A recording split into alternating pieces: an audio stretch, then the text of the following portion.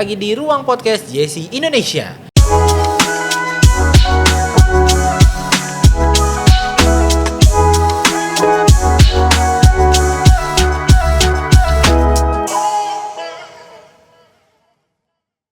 Kali ini kita akan membahas yang lebih seru lagi.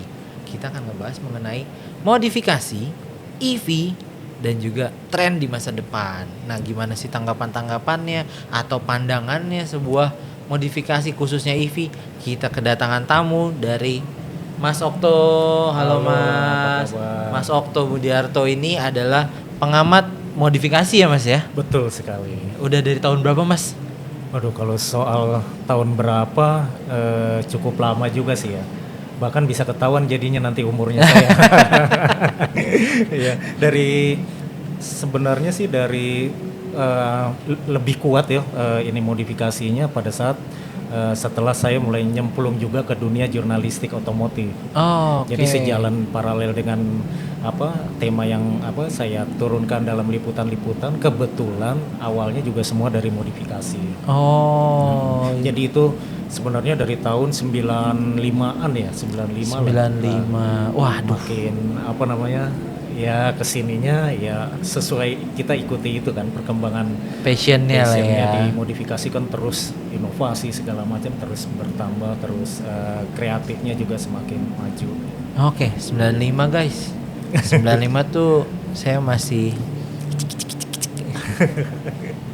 Oke, Mas, aku udah lama nih pengen tahu sebenarnya tren modifikasi itu saat ini seperti apa, Mas? Tren modifikasi sekarang sih boleh dibilang lebih ke ini ya, balik lagi ke yang memang dipakai proper untuk dipakai juga untuk harian, untuk yang kontes-kontes sebenarnya tetap ada untuk show car itu, tapi memang sekarang orang bagaimana memodifikasi tapi tetap bisa dipakai untuk pride di jalan, di komunitasnya pada saat nongkrong gitu. Jadi tidak hanya tampil di pada saat event aja, di show aja gitu. Jadi memang sudah tidak mungkin yang tidak se-heavy dulu lah ya, yang dulu kan serba berat, serba customnya itu benar-benar dari eksterior sampai performa segala macam, interiornya juga. Nah, kalau sekarang memang lebih ke dalam tanda kutip paket hemat tapi yang tetap memancing kreativitas untuk bisa menarik perhatian gitu. I see. Aku simpulin berarti lebih ke dress up doang ya Mas ya? Lebih ke dress up. Betul. Berarti sesuai dong sama Ion UT, Ion V yang ada di depan ini? Cocok banget. Karena kan itu kebetulan juga kita sporty dress up doang tuh. Yeah. Jadi tampilannya emang ngejar buat anak muda. Betul, iya. Tapi kalau menurut Mas Okto tampilannya si UT dan V yang sudah kita dandanin seperti apa Mas? Terus terang dari pertama waktu pameran dimulai, pada saat saya lihat sini dan pada saat preskon juga, saya ngelihat sih udah cukup ini ya cukup proper lah, cukup bisa menarik perhatian gitu ya.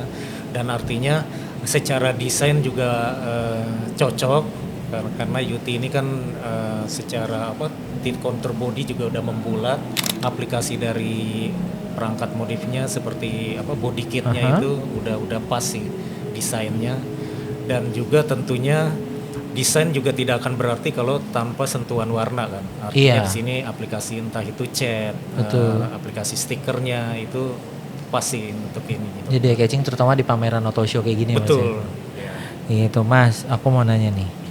Masih banyak anggapan, kalau tadi kan kita bicaranya global ya. Iya. Nah, kita sekarang bahasnya udah mulai ke EV nih Mas. Kalau tren modifikasi EV itu seperti apa Mas? Apakah sama dengan yang general yang hanya mengutamakan dress up atau ada juga nggak sih yang memang sampai menaikkan performa, menaikkan fitur-fitur lainnya gitu? Iya. Nah, di sini menarik nih memang bicara soal tren modifikasi untuk kendaraan EV ini memang kalau dilihat ada batasnya sih. Artinya dalam koridor-koridor tertentu itu memang apa yang dilakukan pada modifikasi pada kendaraan ICE tidak bisa diterapkan di EV. Dan EV ini punya secara desain sebenarnya dia sudah bagus, sudah rata-rata desainnya EV itu udah lebih futuristik lah ya. Jadi memang sentuhan untuk modifikasi itu lebih mengarah ke penampilan yang mungkin sekarang memang baru mulai nih era EV ini 2-3 tahun belakangan ini mulai naik. Jadi artinya makin ke sana pasti makin ke depannya pasti akan makin banyak populasinya gitu. Nah, untuk semakin banyak populasi kadang setiap manusia yang punya kendaraan dia kan pasti selalu punya ingin tampil personal yang lebih beda gitu. Kalau untuk EV trennya kalau saya amati memang lebih kepada dress up itu sih, dress up sama ya untuk peningkatan kenyamanan lah. Karena kalau mau bicara soal performa rata-rata kalau mobil listrik kan kalau kita lihat speknya secara teknis itu sudah cukup mumpuni gitu loh. Yang mana kalau mobil ICE untuk mendapatkan performa yang didapatin itu harus memang dilakukan modifikasi gitu. Tapi mobil listrik sudah menyediakan itu semua. Artinya tenaga yang dihasilkan sudah setara dengan mobil yang dimodif. Jadi lebih bisa jadi nantinya orang mendandani itu secara eksterior, secara looknya aja gitu. Dan iya, itu ada beberapa sektor sih nanti yang bisa yang akan tersentuh untuk modifikasi ya. Modifikasi betul. Tapi Mas tanggapannya kalau misalnya modifikasi mobil EV itu kan biasanya juga dari pabrikan ada garansi yang akan hangus ya. Iya betul. Nah itu biasanya seperti apa sih Mas untuk para modifikator? Apakah masih perlu kayak gitu? Iya. Atau memang mereka ya sudah ini personalisasi kita jadi nggak ada masalah ketika warranty itu gugur gitu. Iya. Ya jadi memang garansi dari pabrikan itu kan memang mengikut dari itu mobil dan kalau menurut saya garansi itu tetap memang tetap dibutuhkan karena modifikasi ini kan bukan kebutuhan yang diingini oleh semua konsumen. Jadi mobil ini intinya yang dari pabrikan ini dilihatnya secara general gitu loh. Semua segmen masuk, semua konsumen masuk. Jadi harus tetap ada yang namanya garansi untuk perlindungan. Nah, ketika ada modifikasi masuk yang di mesin mobil konvensional ini cenderung merubah ini itu yang akhirnya bisa menggugurkan garansi. Kalau di mobil listrik ini memang sepertinya juga tidak banyak yang bisa ini ya karena untuk utak-atik ininya aja juga udah ya memang pakemnya tuh udah seperti itu gitu kalau mobil listrik. Tapi supaya garansi itu juga tidak gugur kan sebenarnya itu kan ada beberapa langkah yang tadi sempat saya bilang bisa dilakuin gitu untuk membuat mobil kita itu tampil beda gitu. Jadi ya tidak menutup kemungkinan kalau saya melihatnya sebenarnya dengan mendandani mobil secara proper ya garansi sebenarnya tidak ini. Makanya itulah pentingnya kita baca manual booknya dulu, ininya dulu instruksi dari ini pabrikan seperti apa. Disitulah nanti kita bisa melakukan kayaknya kita bisa nih kalau dandani yang misalkan yang simpel-simpel ya. Simpelnya ini tidak merusak atau menggugurkan warranty. Oke. Emang cukup menarik sih. Tapi jiwa orang personalisasi itu udah betul sulit ya. Iya, karena ini emang muncul dari ini ya kalau menurut saya sih seperti kebutuhan lain. Jadi orang memodifikasi itu supaya setiap manusia kan berangkat pasti selalu memiliki rasa yang selalu tidak puas gitu atas sementara sebuah kendaraan diciptakan secara general untuk mengakomodir semua. Pasti ada satu titik atau satu faktor yang bisa bikin seseorang pemilik mobil itu menjadi kok masih kurang ini ya, kok masih kurang itu ya. Nah, disitulah sebenarnya keinginan untuk melakukan personalisasi itu akhirnya terwujud juga. Dan ya. harus terwujud juga. Dan harus terwujud. Banyak anggapan EV kan nggak boleh dimodifikasi nih. Ini kelanjutan yang tadi ya. Nah, menurut Mas Okto Gimana nih? Kekhawatiran ini adanya anggapan bahwa mobil EV tidak perlu dimodifikasi karena sebenarnya itu berangkat dari pola pikir masyarakat kali ya yang mungkin ya belum teredukasi bahwa ada perbedaan yang sangat signifikan antara mobil ICE sama mobil EV. EV.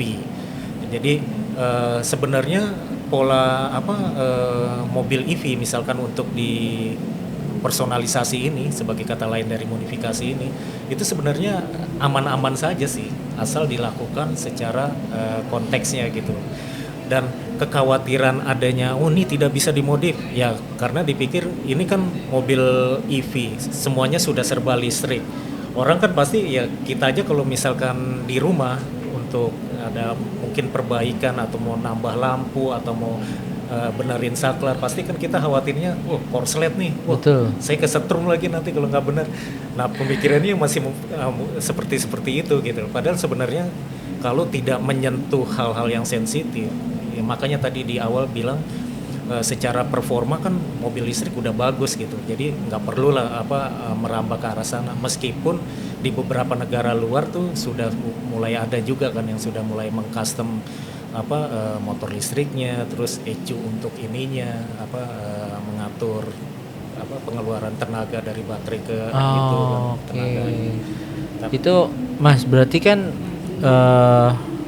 cukup banyak orang tetap intinya adalah personalisasi yang Iya, utama. betul. Nah, kalau misalnya dengan karakter EV yang berbeda dari mobil konvensional di dunia modifikasi, apakah itu juga akan menjadi sebuah evolusi yang baru, Mas? Menurut saya sih bukan menjadi evolusi yang baru sih ya, tapi sebagai pengembangan ini aja ya, yang mengikuti dari hasil teknologi yang format yang sudah diciptakan nih mobil EV seperti ini, berarti langkah modifikasi yang harus dilakukan seperti ini gitu. Jadi artinya tidak ada itu yang saya bilang koridor itu, misalkan soal performa ya cukup dengan standaran, tapi yang sifatnya manual, yang sifatnya looks itu yang bisa didandani lebih lanjut. Oke, cukup menarik intinya dress up dan personalisasi ya. Iya. Nah, kalau body kit sering dianggap hanya sebuah tampilan. Seberapa penting sih Mas body kit di membangun karakter sebuah mobil, terutama untuk EV? Ya memang langkah modifikasi yang paling bisa memberikan tampilan beda dan sekaligus bisa memberi fungsi yang sesungguhnya, salah satunya yaitu aplikasi body kit. Nah, body kit ini kan diciptakan memang sebenarnya modifikasi ini kan sebenarnya ada beberapa aliran ya. Salah satunya itu yang alirannya lebih ke street racing. Street racing ini dia mengutamakan performa. Dari performa yang muncul harus diimbangi dengan aerodinamika. Nah, aerodinamika ini supaya tercipta ya harus diaplikasikan body kit. Dia kan yang mengatur nantinya jalur angin supaya misalkan downforce-nya lebih bertambah karena power yang besar supaya mobil lebih stabil gitu. Jadi ya itu untuk mobil EV memang body kit paling sesuai, mengingat ya sekarang kan kalau kita baca speknya mobil-mobil listrik kan rada-rada serem juga tuh ya. Iya. Rata-rata mengedepankan akselerasi dari 0 ke 100 kpj itu udah rata-rata tuh di bawah 7, di bawah 6 gitu ya. Itu kan gaya gravitasinya tinggi, kemudian juga stabilisasinya juga harus jadi pemakaian body kit itu jadi jadi klop gitu, jadi masuk dengan Oke. Emang berarti ya body kit tetap memperhitungkan aerodinamika lah ya. Betul, aerodinamika. Oke Mas, tapi kalau untuk pemilik EV untuk modifikasi, apa sih yang paling simpel dan paling relevan? Apakah secara identitas visual aja cukup, atau masih juga butuh seperti penggantian velg, penambahan body kit, atau mungkin naikin performa? Ya. Secara memang paling mudah itu kan untuk modifikasi EV itu seperti tadi bilang identitas visual ya, artinya itu bisa body wrapping Ya, terus kemudian juga pakai yang mungkin airbrush atau stiker yang menyerupai ini ya airbrush gitu. Tapi sebenarnya bisa lebih dinaikkan lagi kadarnya, misalkan dengan penggantian velg, kemudian pemakaian tadi itu body kit itu. Nah, untuk velg sekarang bahkan setahu saya terakhir update ke beberapa teman yang main velg juga sudah mulai tercipta juga tuh velg-velg yang khusus EV ya. Khusus EV, artinya khusus di sini secara material juga dia lebih kuat untuk menahan ini momentum dari pergerakan itu kan, torsinya yang gede itu. Kemudian juga dari ringannya, karena kan problemnya ini mobil listrik kalau ditambah dibebani ini kan membebani motornya dan akhirnya bisa bikin boros gitu. Jadi bagaimana juga yang selain kuat tapi dia juga enteng velgnya gitu. Yang lebih bagusnya lagi, rata-rata PCD-nya ini kan juga udah memudahkan juga kan untuk varian velg-velg yang aftermarket ya. Dari mobil-mobil listrik ini PCD-nya juga udah banyak yang cuma memang variatifnya menarik loh Mas. Beberapa brand yang aku coba lihat dan juga punya kita sendiri dari JSC Ion itu PCD-nya menarik loh. Wah, nggak biasa gitu ukurannya. Pertanyaan terakhir aku mau nanya pendapatnya Mas Okto. Melihat Ion UT, terutama yang body kit, menurut Mas Okto gimana sih modifikasi yang cocok buat si mobil ini? Kalau buat saya sih, apalagi kalau misalkan nih saya punya Ion UT nih, justru memang yang pertama saya lakuin sih ganti velg. Ganti velg. Kemudian berkembang lagi kalau diteruskan ke body kit. Kemudian baru misalkan mau ada aksen-aksen. Walaupun Ion UT secara membulat ya desain ininya, tapi tidak ada salahnya kita kasih sentuhan retro look. Sentuhan retro look ini bisa bikin saya yakin ini makin jadi eye-catching. Kalau dia lagi ada di jalan atau mungkin ada di antara yang Ion UT yang lain, dia bakal stand out banget nih gitu. I see. Jadi mungkin nanti bisa penambahan dengan stiker-stiker klasik itu tuh kan dia kan ada stripingnya yang memanjang, bisa itu tuh stiker-stiker yang old school seperti itu yang bisa beri tampilan beda sih gitu. Mas ini tampilan old school bukan karena orangnya old kan? Bukan, orangnya old tapi saudaranya new ya, new school. Anyway, thank you banget Mas gitu. Semoga sehat terus dan kita kasih. bisa modifikasi bareng nantinya untuk mobil-mobil dari Ion. Siap. Oke guys, terima kasih udah nonton episode kali ini mengenai tren modifikasi terutama EV dan juga Ion. Dan sampai jumpa di ruang podcast JSC. Tapi jangan lupa selama di IMS buruan beli Ion. Beli JSC cuma 2 hari udah langsung nyampe. And bye bye.